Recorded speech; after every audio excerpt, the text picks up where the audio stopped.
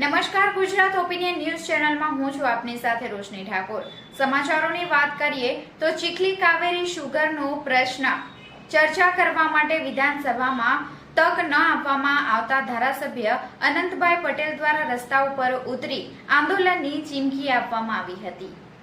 NCDC દ્વારા લોનના બાકી લેણાની વસૂલાત માટે કાવેરી શુગરની સાદડવેલ સ્થિત જમીન જાહેર નોટિસના માધ્યમથી હરાજી કરવાની તજવીજ હાથ ધરવામાં આવી છે। જો કે એનસીડીસી દ્વારા બાકી લેણાની રકમ હરાજી પૂર્વે ભરપાઈ કરવા માટે પણ તક આપવામાં આવી છે। 2016ના વર્ષમાં ભાજપ સરકારના તત્કાલીન મુખ્યમંત્રી આનંદીબેન પટેલ દ્વારા ખાતમુહૂર્ત કરાયા બાદ સાદડવેલ ગામે સુગરનું બાંધકામ 80% જેટલું થઈ જવા પામ્યું છે, પરંતુ સરકાર દ્વારા સમયસર શેર ફાળાની રકમ અને 2022માં આદિજાતિ વિભાગમાંથી આદિજાતિ ખેડૂતો માટે શેર લોન સહાય પેટે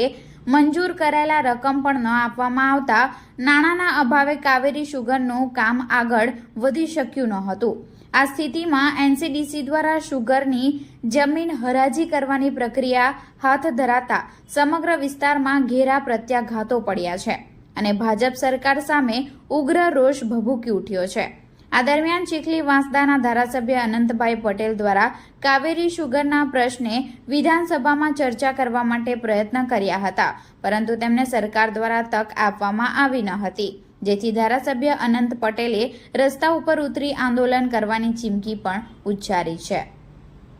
દક્ષિણ ગુજરાતના નવસારી જિલ્લાના ચીખલી તાલુકામાં કાવેરી શુગરનું ખાતમુહૂર્ત માજી મુખ્યમંત્રી આનંદીબેન અને માજી નાણામંત્રી સૌરભ પટેલના હાથ દ્વારા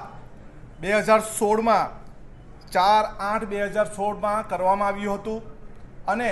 ત્યાં ઐતિહાસિક નિર્ણય પણ લેવામાં આવ્યો હતો કે આદિવાસી વિસ્તાર છે એટલે આદિવાસી શેર ગ્રાહકો જે પોતાની રકમ ચૂકવીએ પહેલાં જ સરકારશ્રી પોતાનો શેર ફાળો આપશે અને ત્યાર પછી કાવેરી શુગરનું કામ પણ થોડો સમય ચાલુ થયું અને અત્યારે 2025માં એની જેટલી પણ જમીન હતી અને એના માટે એનસીડીસી દ્વારા એક ટેન્ડરિંગ કરીને હરાજી કરવાની પ્રક્રિયા કરવામાં આવી, ત્યારે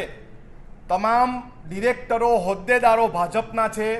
ડબલ એન્જિનની સરકાર ભાજપની છે, ત્યારે આદિવાસી ખેડૂતોને એવું હતું કે અમારી શેરડીઓ ગોળના કોલામાં જાય એના કરતાં સારો ભાવ અમને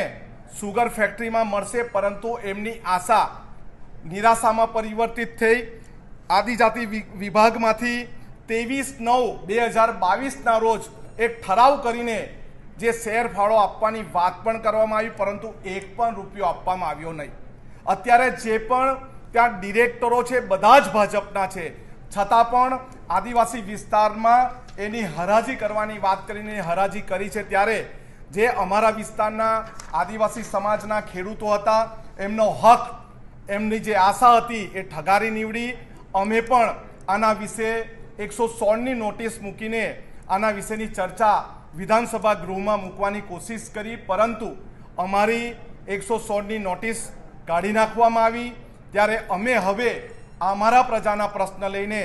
સડક પર પણ ઉતરીશું, પરંતુ જે અમારી સાથે કાવેરી શુગર મિલના નામે અન્યાય થયો છે, જેમાં પણ ભાજપના હોદ્દેદારોએ ખાયકી કરી છે, ભ્રષ્ટાચાર કર્યો છે, એના પર કાયદેસરના પગલાં પણ લેવા જોઈએ અને ત્યાંના તમામ સરકારશ્રીની સાથે અત્યાર સુધી કેમ આ તમામ કાવેરી શુગરનું બાંધકામનું કામ કરવામાં આવ્યું, 16થી 17,000 જેટલા શેરધારકોને કેમ ખોટી માહિતી આપીને 10 વર્ષ સુધી રાહ જોવડાવીને અત્યારે એની તમામ મિલકતો લગભગ 59 કરોડ જેટલી મિલકતની હરાજી કરવાની વાત કરી છે। આ પ્રશ્ન અમે વિધાનસભામાં ઉઠાવવાની કોશિશ કરી, પરંતુ વિધાનસભામાં અમને તક નથી મળી। આવનારા સમયમાં અમે સડક પર પણ આંદોલન કરીને આ પ્રશ્ન ઉઠાવીશું।